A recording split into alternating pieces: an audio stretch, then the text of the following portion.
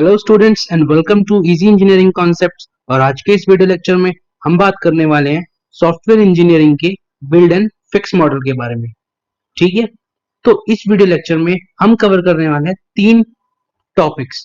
पहला, build and fix model के important points जो कि एग्जाम में लिख सकते हैं आप, आपको बेनिफिशियल होगा, आपको अच्छे मार्क्स मिलेंगे।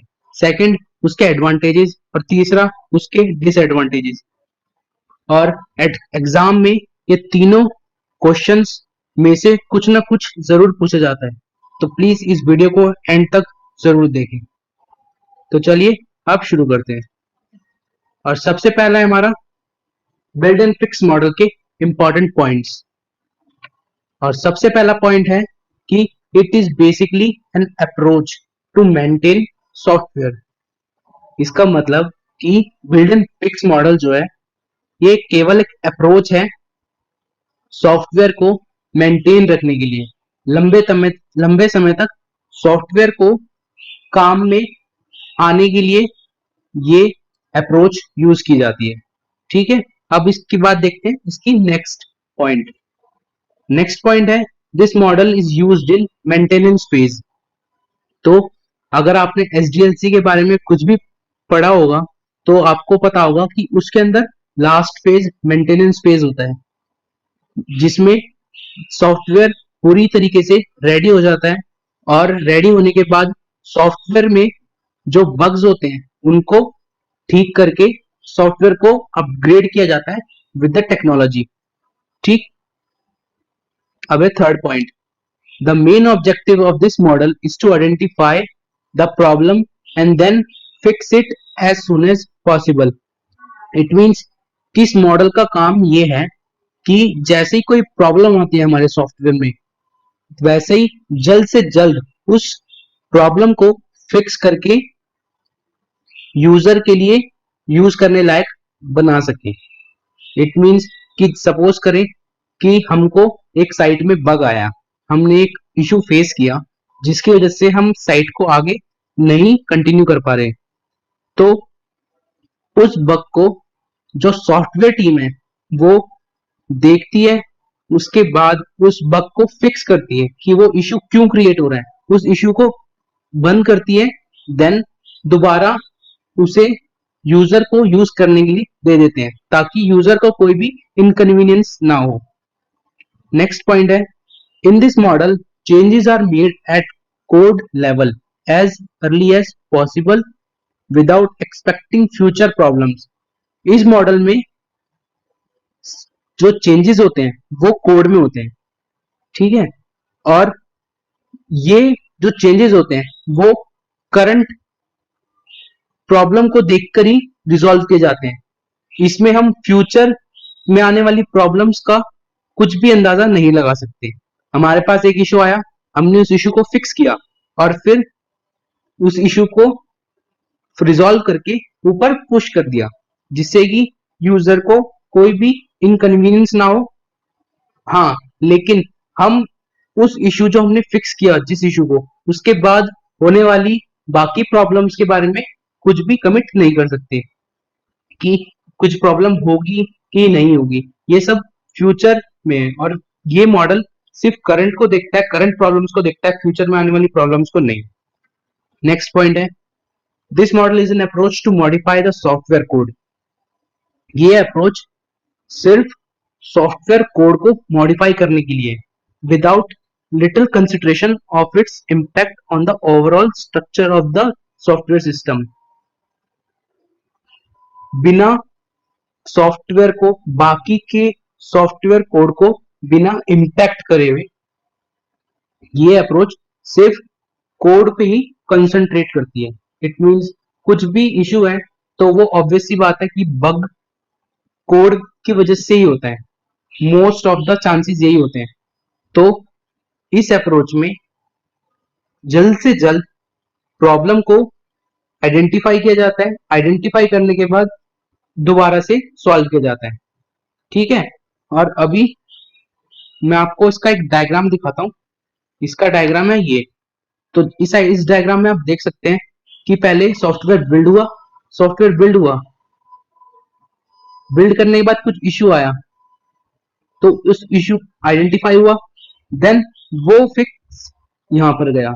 इट मीन्स की साइकिल चलती रहती है कि पहले फिक्स हुआ, देन बिल्ड हुआ, फिर कुछ इश्यू आया, फिर फिक्स हुआ, फिर बिल्ड हुआ। ठीक है, तो ये मॉडल सिर्फ इतना ही काम करता है कि सॉफ्टवेयर में आने वाली कोई भी दिक्कतों को जल्द से जल्द रिजॉल्व करके यूजर को यूज करने लायक बनाता है ये मॉडल। ठीक है, अब आप देखते हैं इसके एडवांटेजेस। और इसका पहला एडवांटेज है, the main advantage is that it performs it work at low cost and very quickly.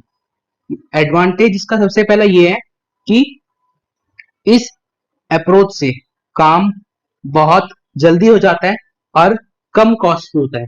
It means आपको एक या दो या फिर जो डेवलपर इस पर्टिकुलर पोर्शन पे काम कर रहा हो, सिर्फ आपको उसी की जरूरत पड़ेगी और ये काम आपका काफी जल्दी होगा बाकी अप्रोचेस के कंपैरेटिवली।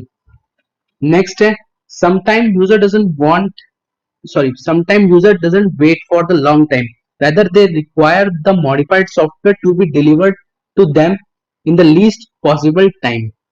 मतलब कि यूजर लंबे समय तक वेट नहीं करता कि आप पहले बग्स देखेंगे सारे, देन आप उसको मॉडिफाई करेंगे, देन यूजर दोबारा से आपकी साइट पर आएगा। नहीं, यूजर को इंस्टेंट चाहिए होता है रिस्पॉन्स, कि अगर मेरे को कुछ बग आइडेंटिफाई हुआ है तो सॉफ्टवेयर टीम उसको जल्द से जल्द फिक्स करे, नहीं तो यूजर किसी और साइट पे चला जाएगा, इस साइट पे कभी आएगा ही नहीं।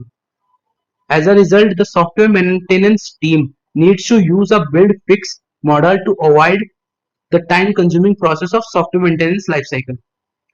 ठीक है, तो इसलिए बिल्ड एंड फिक्स मॉडल का यूज किया जाता है ताकि जो सॉफ्टवेयर मेंटेनेंस की टीम है उसको जल्द से जल्द अपना स्टेबल कोड जो बग फ्री हो वो यूजर को दे सके। ठीक है, देन इसकी third advantage, this model is also advantages in situations where the software system is to be maintain with in certain deadlines and limited resources. ये मॉडल वहां पर भी यूज होता है जहां पर हमें किसी सर्टेन डेडलाइन को चेज करना होता है। इट मीन्स मेरे को शॉर्ट टाइम वो है, मतलब मेरे को शॉर्ट टाइम मिला कि मेरे को आज शाम तक ये बग फिक्स करके ऊपर लाइव साइट पर पुश करना है। ठीक है, तो उस केस में मैं बिल्ड एंड फिक्स मॉडल का यूज करूंगा ताकि मेरा काम जल्द से जल्द हो और जो यूजर साइट को विजिट कर रहे हैं उनको प्रॉब्लम ना हो। ठीक है, तो ये थे इसके advantages. Let's move to the disadvantages. This model is not suitable for large project system.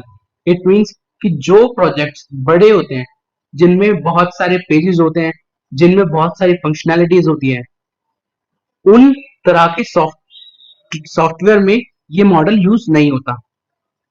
ठीक है, ये मॉडल यूज होता है छोटे छोटे प्रोजेक्ट्स में, जैसे स्टूडेंट की इंफॉर्मेशन उसको अपडेट करना, क्रड करना, जो स्कूल्स में स्टूडेंट्स हैं उनकी इंफॉर्मेशन रखना। तो ये जो छोटे छोटे सॉफ्टवेयर होते हैं इनमें build and fix model use होता है। किसी बड़े प्रोजेक्ट में बिल्ड एंड फिक्स मॉडल का यूज नहीं होता। This model is not suitable to fix error for a longer period as the structure of the software system degrades rapidly. It means कि code में रेगुलर चेंजेस होने के बाद ये code की क्वालिटी हमेशा जैसे पहले थी, जितनी कोड एरर प्रूफ थी उतनी नहीं रह जाती, क्योंकि इसमें हमें जल्द से जल्द डेडलाइन को मीट करने के लिए कोड को जल्द से जल्द फिक्स करके पुश करना होता है ताकि यूजर जो हमारी लाइव साइट को विजिट कर रहे हैं उनको इश्यू ना हो। ठीक है, तो ये था आज का टॉपिक।